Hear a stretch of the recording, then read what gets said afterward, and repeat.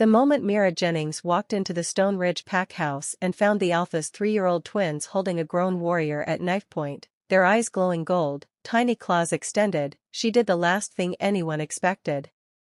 She laughed. Not a nervous laugh, not the hysterical kind that comes right before screaming. A real laugh, warm and startled, like she'd just watched a kitten try to take down a German shepherd.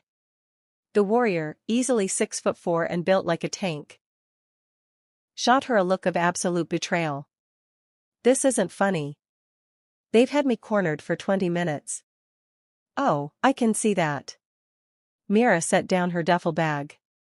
The twins swiveled toward her, their small faces fierce, those impossible golden eyes tracking her every movement. The little girl's claws were out, curved and sharp as surgical scalpels. The boy held a kitchen knife in a grip that said he knew exactly what to do with it. 3 years old. Jesus. You must be Lily and Lucas. Mira crouched down to their level, ignoring every self-preservation instinct screaming at her to stay back. I'm Mira. I'm going to be taking care of you. The boy, Lucas, let out a sound that was more growl than words. No. More. Nannies. Yeah, I heard. She kept her voice easy, conversational. 15 and 6 months, right? That's impressive. I've never been run off from anything that fast, so you'll have to work harder with me. Behind her, someone sucked in a breath. She didn't turn around. Didn't take her eyes off the twins. Lily's claws flexed. Her lower lip trembled. And there it was. Mira had seen that look 1,000 times. In bathroom mirrors in foster homes. In the faces of kids at the group home who'd learned that being scary was safer than being scared. In her own eyes, at age 7, when she'd figured out that if you bit first, people stopped trying to touch you. These weren't monsters. They were terrified. Here's the thing, Mira said, settling onto the floor cross-legged. Making herself small. Non-threatening. I'm not going anywhere. You can growl at me, you can wave that knife around, you can do the creepy glowing eye thing all you want. I've seen worse. Lucas's grip on the knife loosened, just slightly. Liar. Nope. I grew up in a place with 40 kids and not enough beds. You want to talk about scary? Try shower time with a bunch of 12-year-olds who haven't learned to share. She shrugged. A couple of pint-sized wolves? Please. Lily made a small, confused sound. The gold in her eyes flickered, dimmed. For just a second, Mira saw the brown underneath. Big and wet and desperately young. Also, Mira added, that warrior back there? He's scared of you. I'm not. You can smell that, right? That's what your noses do. Both twins went still. They could smell it. She could tell by the way their heads tilted, nostrils flaring. Whatever they'd been picking up from her. Calm, maybe, or just bone-deep stubbornness, it wasn't fear. Why? Lucas demanded. Why am I not scared? Mira considered the question. Because you're 3. Because you're using that knife like a security blanket, not a weapon. Because your sister's about 2 seconds from crying, which means she doesn't actually want to hurt anyone. She held out her hand, palm up. Give me the knife, Lucas. Then we can have lunch. I'm starving, and I bet you are too. For a long moment, nothing happened. Then Lucas's face crumpled. The knife clattered to the floor. And Lily, fierce, clawed, glowing-eyed Lily, burst into tears. Real tears. The ugly kind, with snot and hiccups and that terrible sound kids make when they've been holding everything in for too long. She lunged forward, not to attack, but to bury her face in Myra's shoulder. Her claws retracted so fast Mira felt the shift against her skin, those dangerous little hands becoming just hands. Small and chubby and grabbing fistfuls of Myra's sweater. Lucas followed a heartbeat later, pressing into Myra's other side, his whole body shaking. Okay, Mira said softly, gathering them in. Okay. I've got you. You're okay. Behind her, she heard the warrior scramble away. Heard hushed voices, shocked whispers. She didn't care. These two had been waiting to break down for God knew how long, and she wasn't about to let an audience stop them. She rocked them gently, making nonsense soothing sounds, the same ones she'd used on babies in the NICU when their parents couldn't be there. The same ones no one had ever made for her. They haven't cried in front of anyone in over a year. The voice came from the doorway. Low and rough, like gravel wrapped in velvet. Mira didn't turn around. She knew who it was. Alpha Cale Blackwood. The father who'd hired 15 nannies and counting. The father who barely looked at his own children. Then they were overdue, she said. Getting the twins to eat was easier than she'd expected. They clung to her through the whole meal, one on each side, like she might disappear if they blinked. Lily wouldn't let go of Myra's sleeve. Lucas kept sniffing her, his little nose pressed to her arm, her shoulder, her hair. Checking, she realized that she was still real. The packhouse kitchen had cleared out the moment they'd walked in. Word traveled fast, apparently. The cursed twins, the ones who'd sent warriors to the infirmary, were currently sharing chicken nuggets with the human nurse and hadn't drawn blood once. More ketchup, Lily said. It was the first full sentence she'd spoken to Mira. Please, Mira prompted. Lily's brow furrowed. More ketchup, please? You got it. Mira squeezed another blob onto her plate. You know, when I was your age, I used to put ketchup on everything. Eggs, toast, macaroni. That's gross, Lucas said, but there was something like interest in his voice. Totally gross. I was a gross kid. Mira stole one of his fries. He let her. What about you two? What's the grossest thing you like to eat? They exchanged a look.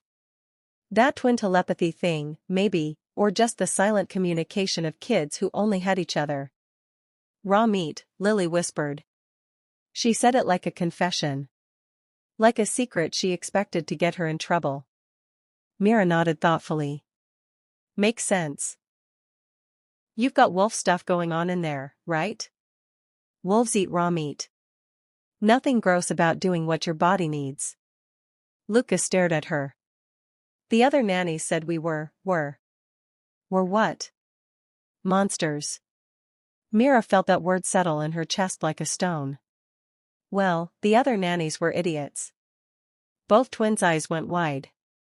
You said a bad word, Lily breathed. I did. Don't tell anyone. Mira leaned in conspiratorially. Here's the truth, okay? I've worked with a lot of kids. Babies, mostly, in the hospital. Some of them were sick. Some of them were born different, and people didn't know how to help them.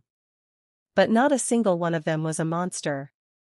She looked at each twin in turn. And neither are you. Lucas's lower lip wobbled. But we hurt people. Did you mean to? Silence. Did you want to hurt them, Lucas? Or were you scared, and your body did things you couldn't control? He looked down at his plate. Scared, he mumbled. They smelled scared of us. And it made us feel bad, Lily finished. When people are scared of us, it feels bad. Like scratching inside. So you scratch back, Mira said. I get it. I used to do the same thing. You don't have claws, Lucas pointed out. No. But I had teeth. And fists. And a really loud scream. Mira smiled at the memory. It wasn't a happy smile. I got kicked out of 7 foster homes before I turned 10. One family, I broke a window because they locked me in my room. Another one, I bit a kid so hard he needed stitches. The twins were watching her with something new in their faces. Recognition. What happened? Lily asked. Eventually, I found people who weren't scared of me. Who didn't treat me like something broken that needed to be fixed. And I learned how to be less scared too. She reached out, tucked a strand of hair behind Lily's ear.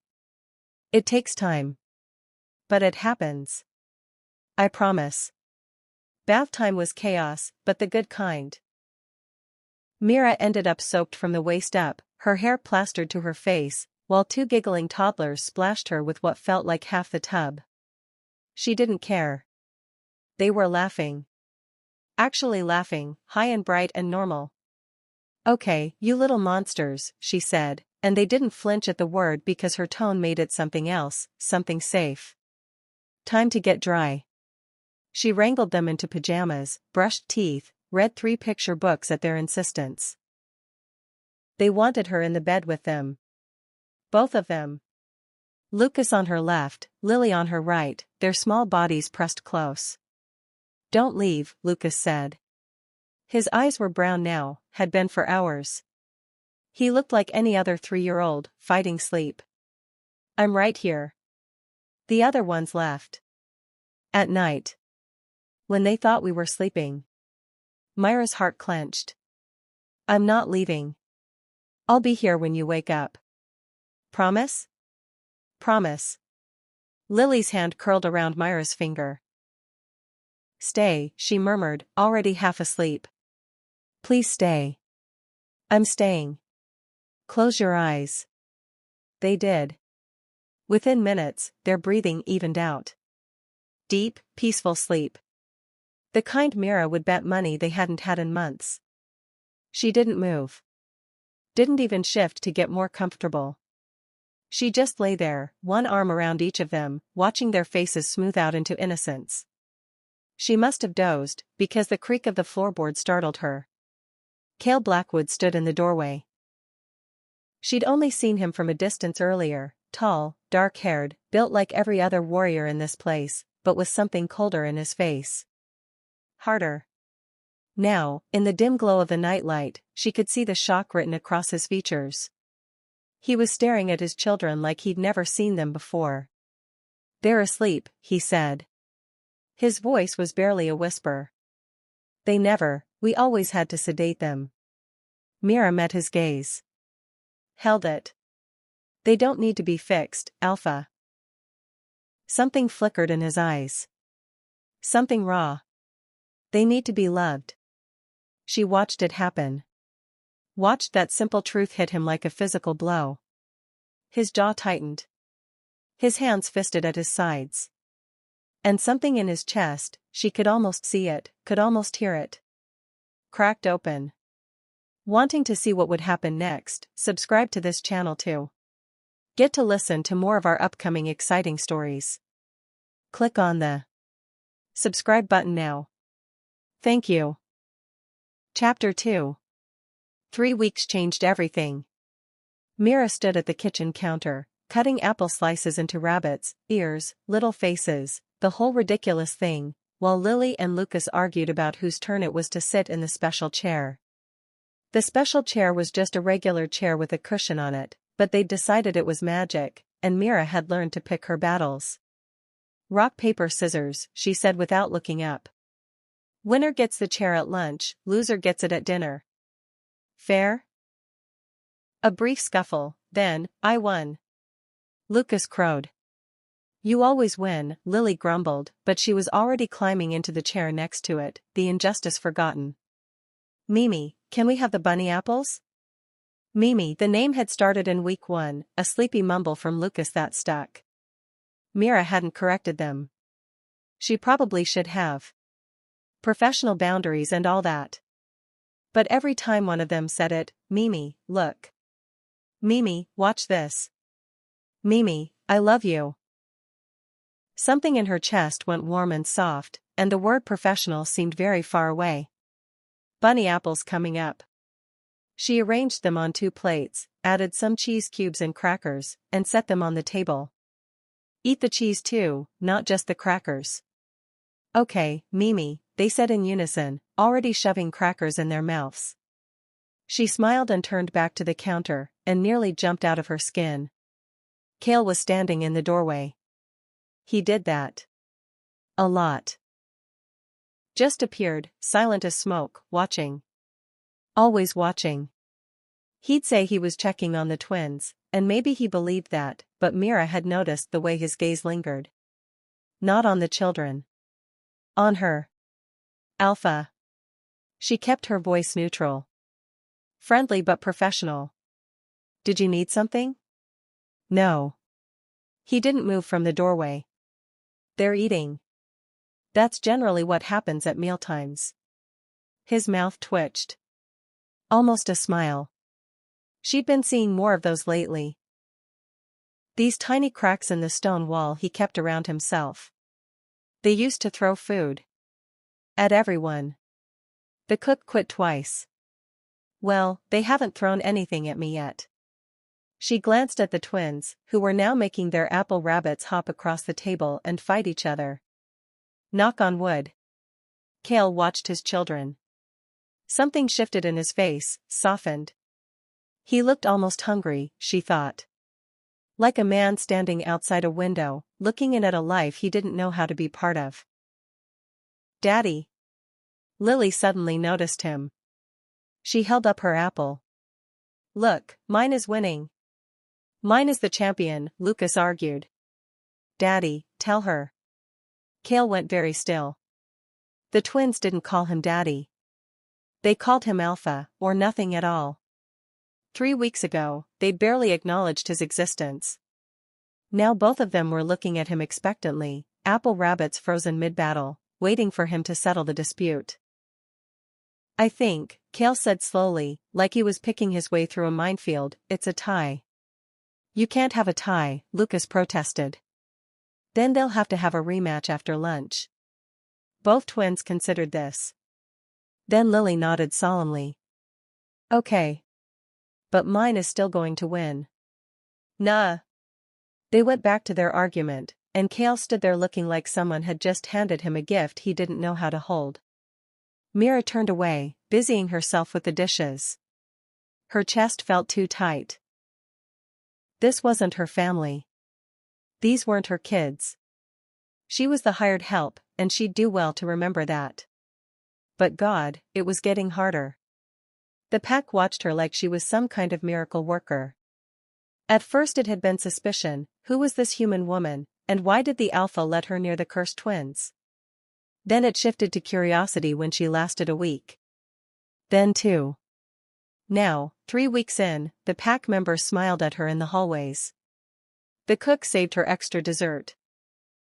The warriors who used to cross the street to avoid the twins now stopped to say hello, to compliment Lily's dress or ask Lucas about his toy wolves. You're famous, Elena, one of the kitchen staff, told her one afternoon. The human who tamed the Blackwood terrors. Mira winced. They're not terrors. They're just kids. Kids who put 3 warriors in the infirmary. Kids who were scared and had no one to teach them control. Mira dried her hands on a towel, watching through the window as the twins played in the garden. Lily was attempting a cartwheel. Lucas was digging what appeared to be a very important hole. They just needed someone to treat them like children instead of threats. Elena made a noncommittal sound. Well, whatever you did, keep doing it. I've never seen the Alpha so. She trailed off, frowning. So what? Present. Elena shook her head. Since Luna Sarah died, he's been a ghost. Goes through the motions, runs the pack, handles the politics. But he stopped living. Those babies came into the world and their mother left it, and I think part of him blamed them for that. Or blamed himself. Either way, he couldn't look at them. Myra's throat tightened.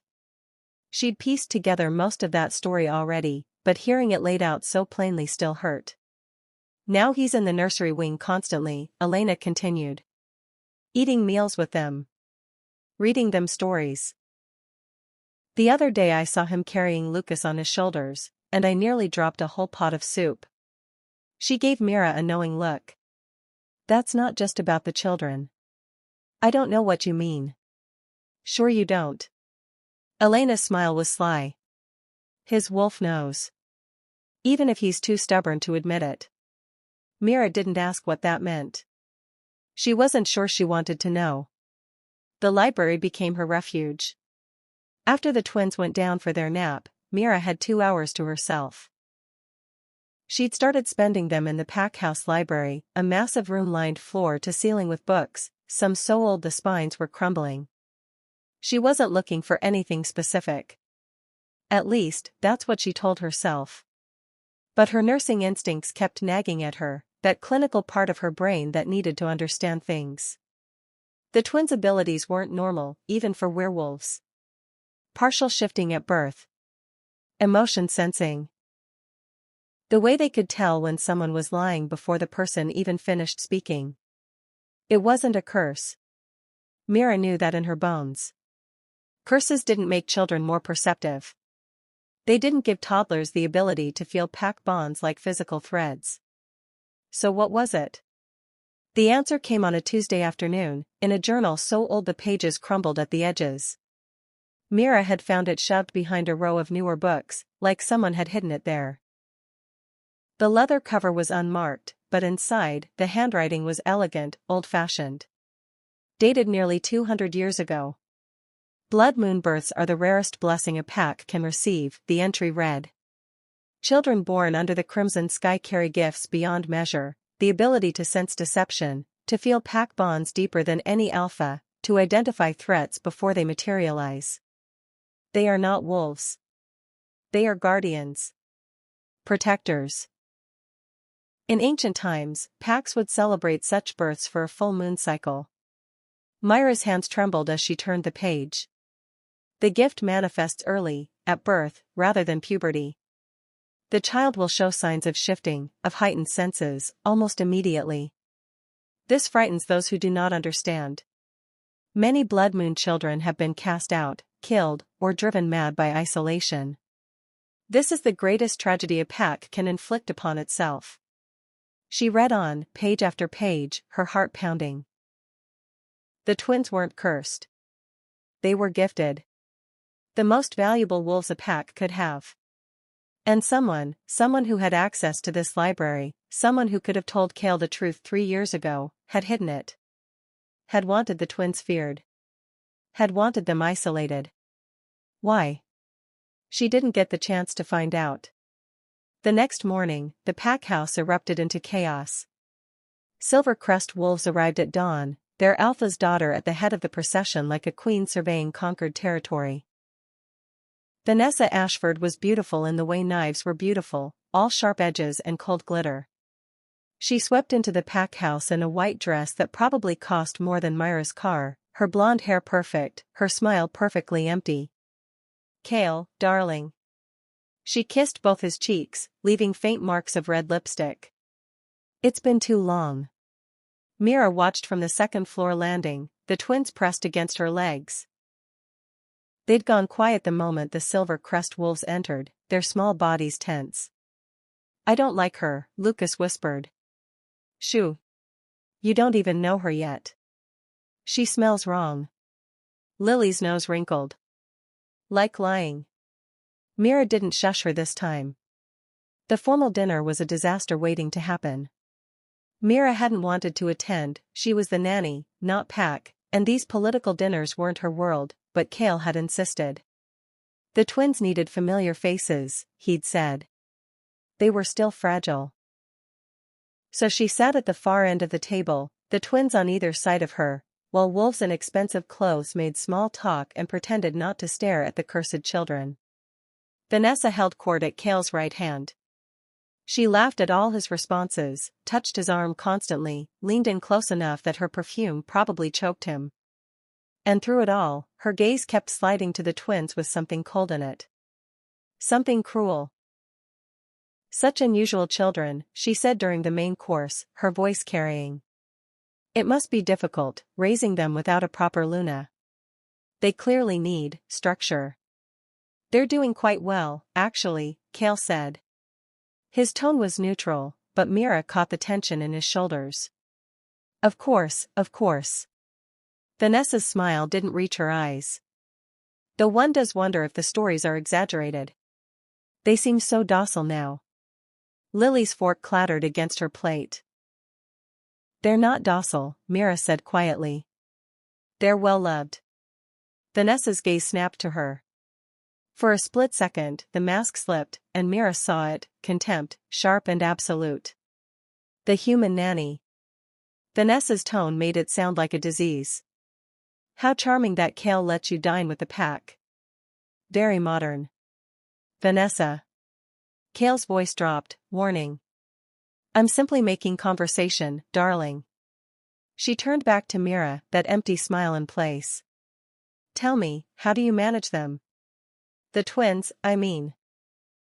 I've heard such terrible things. All those nannies driven away. She lowered her voice, conspiratorial. Between us, I think they're better off in a facility. Somewhere they can be properly contained.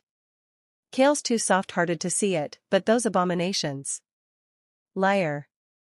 The word cut through the room like a blade. Lily was standing on her chair, her eyes blazing gold, her tiny body vibrating with fury. You're lying. You don't care about Daddy. You don't care about the pack. You want to hurt Mimi. Lily. Mira reached for her, but the child twisted away. She's lying. She said bad things, outside, when no one was listening. She called us monsters. She said she'd send us away. She said she'd get rid of Mimi. The room exploded. Wolves leaped to their feet. Vanessa's face contorted with rage. Control that creature. She's feral. She's dangerous. She's 3 years old, Mira snapped, pulling Lily off the chair and into her arms. The child was shaking, tears streaming down her face, but her eyes stayed gold. Stayed fierce. She attacked me. She told the truth. Mira held Lily tighter. That's not an attack. That's a gift. Vanessa whirled on Kale. Are you going to let this stand? That thing just accused me of lying in front of both packs. Deal with her, Kale. Now. Or the alliance is finished. The room went silent. Everyone watched the alpha. Watched him look at Vanessa, beautiful and furious and offering everything he needed, political stability, military alliance, a Luna for his pack. Then watched him look at his daughter. Small and terrified and powerful. Telling the truth the only way she knew how. Get out. Vanessa blinked. What? Get out of my house. Kale's voice was ice. You called my children abominations. You threatened a member of my household. The alliance is finished, and you're no longer welcome in Stone Ridge territory. You can't be serious. I've never been more serious. He rose to his full height, and even Mira felt the power radiating off him. Leave. Now. The Silver Crest wolves left within the hour. Mira heard the cars peeling out, heard the shouted threats, heard the word war thrown around like a weapon. She put the twins to bed. Held them while they cried. Promised them over and over that they hadn't done anything wrong. Then she packed her bag. She was zipping it closed when the door opened. What are you doing? Kale stood in the doorway, his shirt untucked, his hair disheveled. He looked exhausted. He looked wrecked. Leaving. She kept her voice steady. I've caused enough trouble. You just broke an alliance because of me. Because of Vanessa. Because Lily was defending me. If I hadn't been here. If you hadn't been here, my children would still be sedated every night and terrified every day. He stepped into the room, close enough that she could feel the heat of him. You didn't cause trouble. You uncovered it. War is coming. You said so yourself. War was always coming. Vanessa just gave us a reason to stop pretending otherwise. His hand closed around her wrist. Gentle but firm. You're not going anywhere. Kale. You're the first person who's made my children feel safe. His eyes were burning now, not gold but something deeper. Something human. The first person who's made me. He stopped. Swallowed. But they both knew what he'd almost said. If you're still listening to this story up to this point, Why don't you subscribe to this channel to continue getting impactful daily stories like this? We would be most grateful if you can do that to help boost this video to reach everyone. Thank you. Chapter 3. Cale Blackwood was getting his hair braided by a 3-year-old, and he'd never been happier. Hold still, Daddy. Lily's small fingers tugged at a section near his temple. You're wiggling. I'm not wiggling. You are. She yanked, and he winced. Mimi, tell him to stop wiggling. Mira looked up from where she sat on the nursery floor with Lucas, building what the boy insisted was a wolf castle out of blocks. Her lips twitched. Alpha, stop wiggling. I'm not. Another yank. Fine. I'm a statue. Lucas snorted. Statues don't talk. Statues don't get their hair braided either, and yet here we are. Myra's laugh was warm and easy, and something in Cale's chest turned over at the sound. She laughed a lot now. Around the twins, around him. It had taken him 2 weeks to realize how rare that was, how carefully she'd held herself at first, how guarded. Now she sprawled on the floor in faded jeans and a sweater that had seen better days, her hair escaping its ponytail, looking more at home in his pack house than anyone had in years. Looking like she belonged. His wolf stirred, restless. Mine, it whispered. Cale shoved the thought down. She was human. She was the nanny. She was not, could not be. Done. Lily announced. He reached up to touch his hair. It felt like a bird's nest. It's beautiful, sweetheart. I know. She beamed at him. Now you look pretty like Mimi. I don't think anyone looks pretty like Mimi, Lucas said absently, adding another block to his castle. Myra's cheeks flushed pink.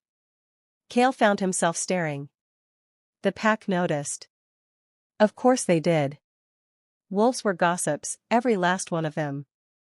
Within a week of the Silver Crest disaster, the whispers had started. The Alpha takes meals with the twins now. The Alpha reads them bedtime stories. The Alpha smiled, actually smiled, during the training session yesterday. And always, the Alpha watches the human like she hung the moon. Cale ignored the whispers. Let them talk. He had bigger problems. Silver Crest was mobilizing, war councils consumed his evenings, and somewhere in his pack, a murderer still walked free. 4 years. 4 years of hunting, of investigating, of trusting no one. He'd kept the truth about Serena's death locked away, shared with only his beta, Marcus, because the alternative was chaos. If the pack knew their Luna had been poisoned by one of their own, the paranoia would tear them apart. So he'd carried it alone. The grief. The rage. The suffocating guilt of knowing he'd failed to protect her. And now there was Mira. Mira, who made his children laugh. Mira, who faced down his wolf with nothing but stubborn courage. Mira, who looked at him sometimes like she saw past all the walls he'd built and found something worth saving underneath. His wolf paced constantly now, demanding things Cale couldn't give. Mate, it insisted. Ours. He'd had a mate. Serena. And he'd gotten her killed. He wouldn't make that mistake again. Mira waited until the twins were asleep before she checked her phone. The message was there, like she'd known it would be. The same blocked number. The same cold, clinical tone. Progress report. Have you gained the Alpha's trust? Her stomach turned. She'd tried tracing the number, nothing. Tried ignoring the messages, they kept coming. Whoever had paid for her nursing school, whoever had handed her this job on a silver platter, they weren't going away. Get closer to the Alpha. Find out what happened to their mother. The first time she'd received that message, she'd thought it was a mistake. Some kind of scam. She'd ignored it, focused on the twins, told herself it didn't matter. Then the messages kept coming. More specific. More insistent. The Luna's death was not natural. Someone in the pack is hiding the truth. You're the only one who can find it. She should tell Kale. She knew that. Every day she didn't was another day of lying by omission, another crack in the trust they'd built. But how was she supposed to explain? Hey, someone's been paying my bills and sending me cryptic messages about your dead wife, but I swear I'm not a spy. He'd throw her out. Or worse. And the twins, God, the twins. They'd finally stopped flinching. Finally started sleeping through the night. Finally had something stable, someone constant. She couldn't take that from them. So she kept digging. Quietly. Carefully. The library had more secrets than just the blood moon journals. Old records, medical files, council meeting notes from 4 years ago. Most of it was mundane, but some of it didn't add up. Serena Blackwood. Cause of death, complications from childbirth. Except there were no details. No medical reports. No explanation for what kind of complications. Just a death certificate signed by the pack healer and a closed casket funeral. Mira had worked labor and delivery. She knew what childbirth complications looked like, and she knew what cover-ups looked like too. This was a cover-up. She found the real answer 3 weeks after the Silver Crest dinner, in a file that had been misfiled in the historical archives. Toxicology report. Subject, Serena Blackwood. Results. Positive for wolfsbane concentration in blood, lethal levels. Wolfsbane. Poison. The Luna hadn't died in childbirth. She'd been murdered. Myra's hands shook as she read the rest. The report had been sealed by order of the Alpha. No other copies existed. Someone had hidden it here, buried it under 2 centuries of pack records, maybe hoping no one would ever find it. But someone had wanted her to find it. Someone had sent her here specifically for this. Why? She was still clutching the file when the door opened. Mira? She spun. Kale stood in the doorway, his brow furrowed. What are you doing down here? She tried to hide the file behind her back, but she wasn't fast enough. His eyes tracked the movement, narrowed. What is that? Nothing. It's nothing. He crossed the room in 3 strides and plucked the file from her hands before she could stop him. She watched his face as he read it. Watched the color drain from his skin. Watched his eyes go flat and cold in a way she'd never seen before. Where did you find this? It was misfiled. In the archives. I wasn't looking for it, I swear. Why were you in the archives at all? His voice had dropped to something dangerous. Why are you digging into my mate's death? I didn't know it was a murder. There were questions, things that didn't add up. Who sent you? What? He moved so fast she didn't see it coming. 1 second he was 3 feet away. The next she was against the wall, his forearm across her collarbone, his face inches from hers. Not hurting her, but holding her. Trapping her. Who? Sent. You. Each word was a growl. You show up out of nowhere. You worm your way into my children's hearts. You make me. He stopped, jaw clenching. And now you're investigating Serena's murder. Who are you working for? No one. Kale, I swear, I'm not. Don't lie to me. His eyes flickered red. Alpha red. My wolf can smell deception. You're hiding something. You've been hiding something from the start. She couldn't breathe. Not from the pressure on her chest, from the look in his eyes. Betrayal. Anguish. For years of paranoia and grief crashing down on her like a wave. I'll tell you everything, she gasped. Just let me. The door burst open. Lucas hit Kale first, a tiny blur of fury, claws extended further than Mira had ever seen them. He raked across his father's arm before anyone could react, drawing blood, snarling like a feral thing.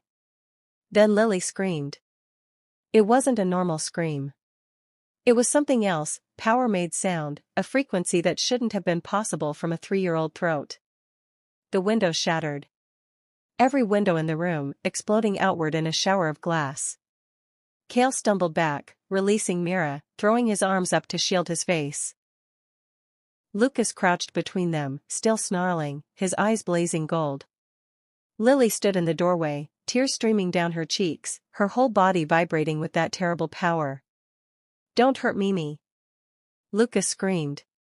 "Don't hurt her. You're a bad daddy."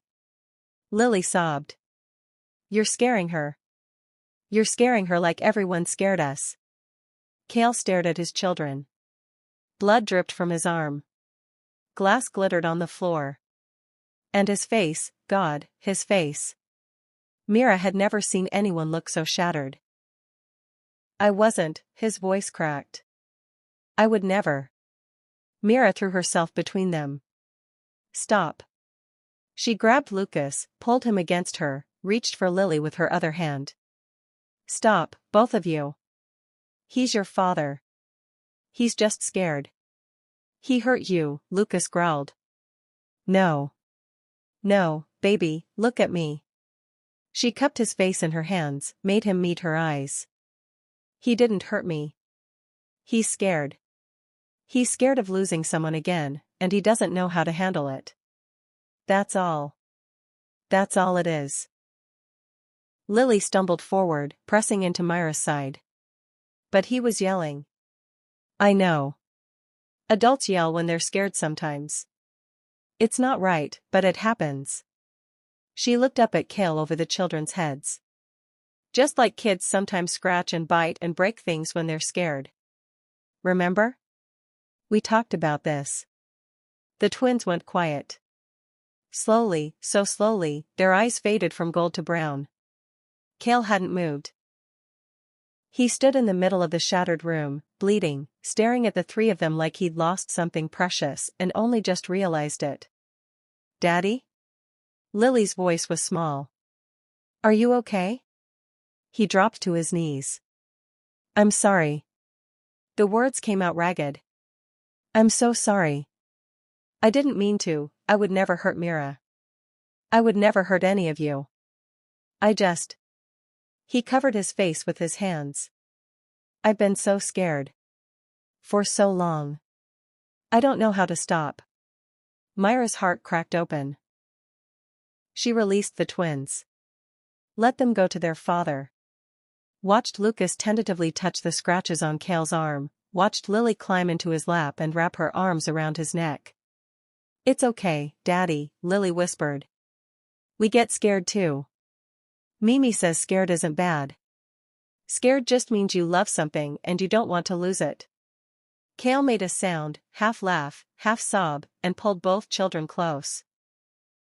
Later, after the glass was cleaned up and the twins were settled back in bed, Mira showed Cale everything. The messages. The blocked number. The nursing school payments that had come from nowhere. The job listing that had appeared in her inbox like magic, with a note that said only, "The twins need you." He read through all of it, his face unreadable. "I don't know who sent me," she said quietly. "I thought it was charity. Some kind of grant program. I didn't question it because..." She laughed bitterly. "Because no one had ever given me anything my whole life, and I wanted to believe someone finally was. They used you." "Yes. To get close to me. To investigate Serena's death." His jaw tightened. "The killer. It has to be. They're still in the pack, and they sent you here to, what? Expose me? Frame me? I don't know." Mira hugged herself. "But they wanted me to find that file.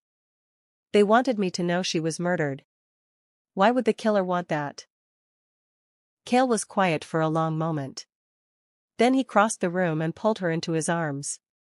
She stiffened, startled. He'd never touched her like this, not deliberately, not gently.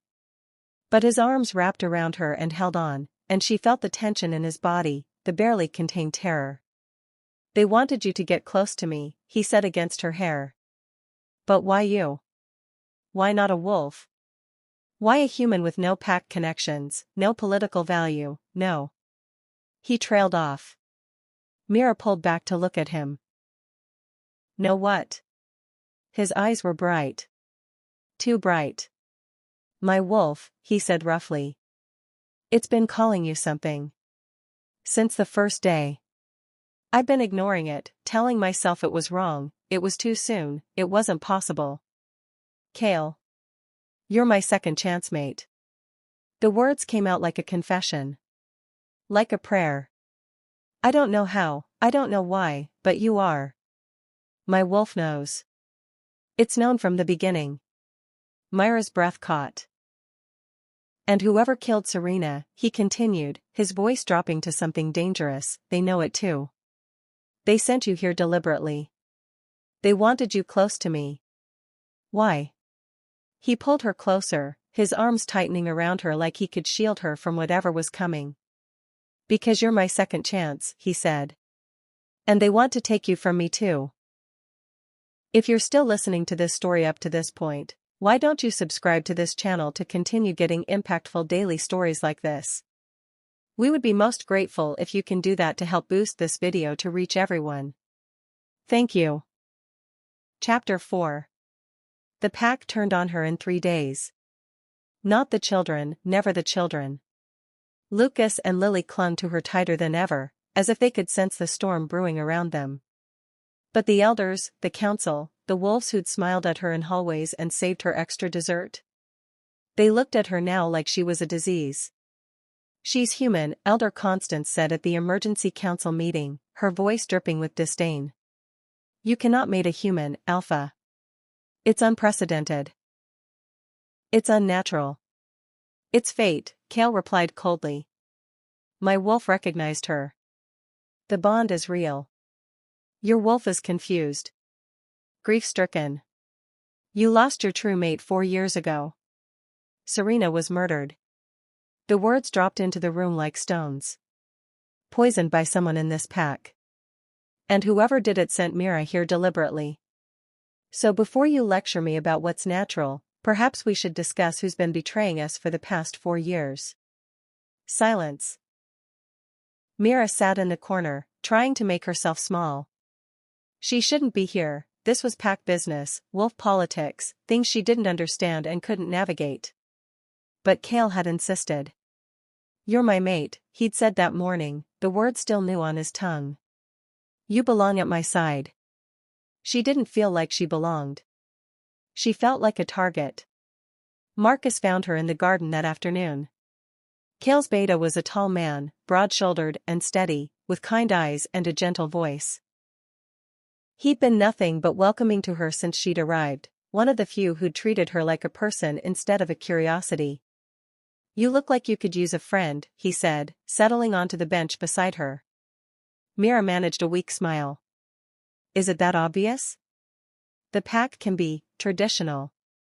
They'll come around. Will they? She watched Lucas and Lily playing in the distance, their laughter carrying on the wind. Or will they resent me forever for not being what they wanted? What they want is for their alpha to be happy. Marcus's voice was warm.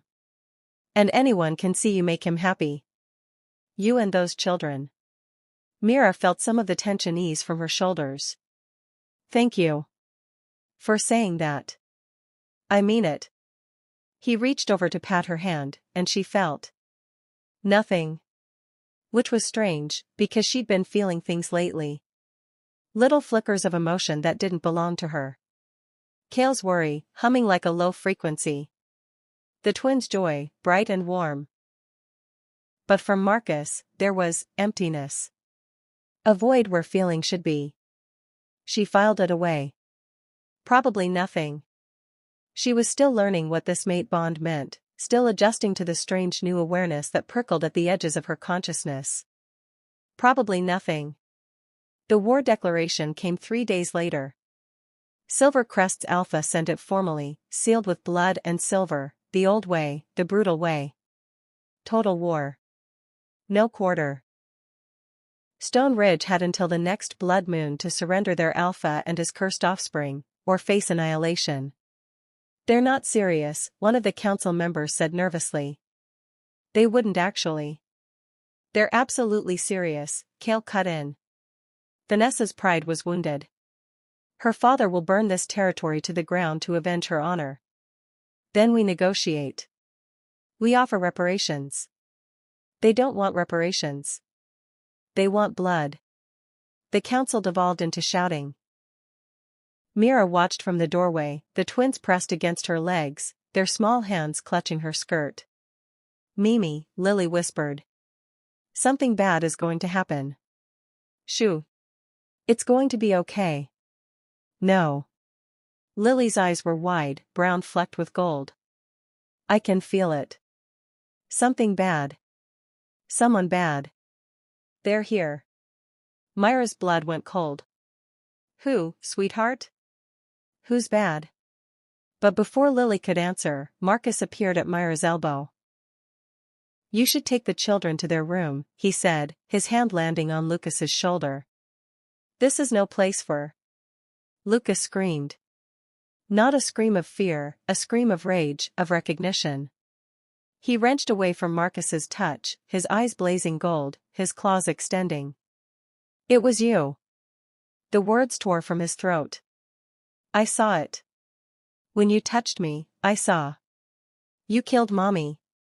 The room went silent. Marcus's face flickered, shock, then calculation, then something cold and terrible settling into place. The child is confused, he said smoothly. He's having an episode. Liar. Lily stepped forward, her small body trembling with power. I felt it. When you touched Mimi. You have no bond. No pack bond. You cut it away. You're not ours. Kale. Marcus turned to the alpha, his voice still calm, still reasonable. You can't possibly believe. My children don't lie. Kale's voice was death itself. They can't. And you know that, don't you? You've known what they are this whole time. Protectors. Truth-seers.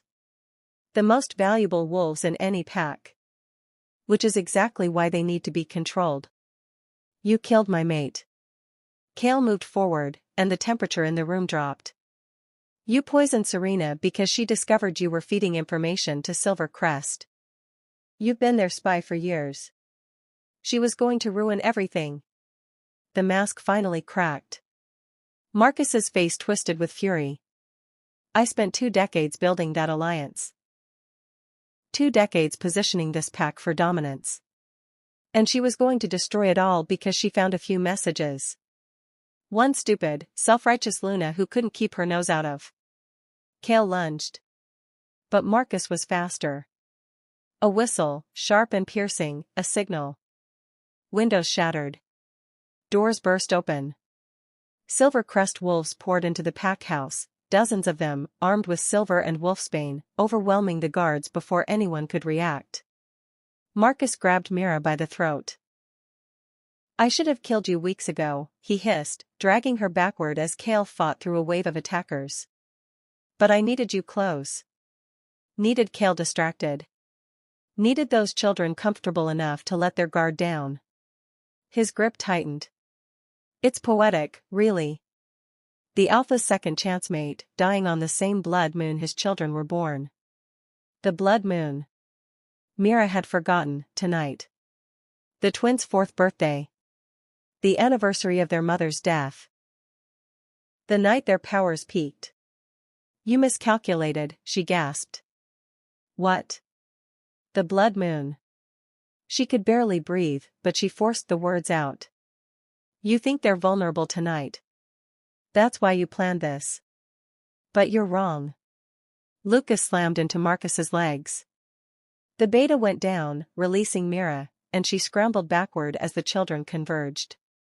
They weren't hiding anymore. They weren't scared. They stood between Marcus and Mira, both of them fully shifted for the first time. Not the partial transformations she'd seen before, but complete. Small wolves with golden eyes and bared teeth, radiating power that made the air itself tremble. You hurt Mommy, Lucas growled, his voice somehow still audible through the wolf's mouth. You hurt Mimi. You hurt Daddy. You're not Pack, Lily added. You never were. We see you now. Marcus scrambled to his feet, drawing a silver knife. You're children. You're nothing. You're. He lunged. Mira didn't think. She threw herself between him and the twins, arms spread wide, knowing it was suicide, knowing she had no chance. Lily's hand touched hers. And the world exploded into gold. Power. Pure, undiluted, ancient. It flooded through Mira like fire, like lightning, like every good thing she'd ever felt compressed into a single endless moment. She heard herself scream, or maybe it was someone else. And then she was moving, her body doing things it shouldn't be able to do, faster and stronger than any human had a right to be. Her hand caught Marcus's wrist. Squeezed. The knife clattered to the floor. She looked up at him, and she could see her reflection in his terrified eyes, a human woman with gold bleeding through the brown of her irises, glowing like embers. You miscalculated, she said again, and her voice resonated with something that wasn't entirely hers. The twins' power, their bond, their years of stored love and loyalty channeling through her like a conduit. You thought they were monsters. You thought I was nothing. What are you? Marcus whispered. Theirs. She threw him. He flew backward, crashing through the wall, and didn't get up. The rest of the battle was chaos. Mira moved through it in a daze, the golden power still thrumming through her veins. She couldn't control it. It controlled her, guiding her toward threats, away from danger, keeping her always between the silver-crest wolves and the twins. Somewhere in the distance, she heard Kale roaring commands. Stone Ridge was rallying. The initial surprise had worn off, and now the pack was fighting back with everything they had. She saw Elena, the kitchen worker, take down a wolf twice her size with a cast-iron pan. Saw Elder Constance, the same woman who'd called Mira unnatural, standing over a group of packed children, claws extended, daring anyone to come closer. They were fighting for their home. For their alpha. For the weird little family that had formed in the nursery wing. For her. The power surged, and Mira let it carry her forward. She didn't remember the end. One moment she was standing over Marcus's broken body, the twins pressed against her legs, Kale fighting his way toward them through the last of the Silver Crest forces. The next, darkness. She woke to warmth. Kale's arms around her. The twins' small bodies tucked against her sides. Sunlight streaming through windows that shouldn't have been intact. She's awake. Lucas's voice, high and excited. Daddy, Mimi's awake. I see that. Kale's voice was rough. His hand cupped her face, tilting it toward him. How do you feel? Like I got hit by a truck. Mira tried to sit up and immediately regretted it. What happened? The battle, Marcus. Dead. Silvercrest is retreating. It's over. The twins. Right here, Mimi. Lily climbed onto her chest, and for once Mira didn't care about the pain. We saved you. And you saved us. It was very exciting. Mira let out a shaky laugh. That's one word for it. Footsteps approached. The pack healer, an older woman named Ruth, appeared at the bedside, her face pale. Alpha. I need to speak with you. Whatever you have to say, you can say in front of her. Ruth hesitated. The examination results, they're unusual. Unusual how? She's not human anymore. The words came out in a rush. Or, not entirely. The twins bond with her, the power they channeled during the battle, it triggered something dormant. Something we've never seen before. Kale went very still. Explain. I can't explain it. I've never encountered anything like this. But her physiology has changed. Her senses, her healing, her. Ruth shook her head. She's becoming one of us. Slowly. The change isn't complete, but it's happening. Myra's heart pounded. She could feel it now, the thing she'd been dismissing as stress, as imagination. The pack bond, humming in her chest. Kale's heart, beating in sync with hers. The twins' joy, bright and golden and impossible to mistake. "What's happening to me?" she whispered. Kale pulled her closer. Pressed his forehead to hers. "You're becoming ours," he said roughly. "You're becoming mine." And for the first time in her life. A life spent bouncing between homes that didn't want her, building walls that no one bothered to climb, running from anything that looked like permanence. Myra didn't want to run. She wanted to stay. Thank you for watching this video. Subscribe, like and share this video to continue listening to this type of story daily and also, to appreciate this community too. I would like to hear your wonderful opinion about this story. Please comment below.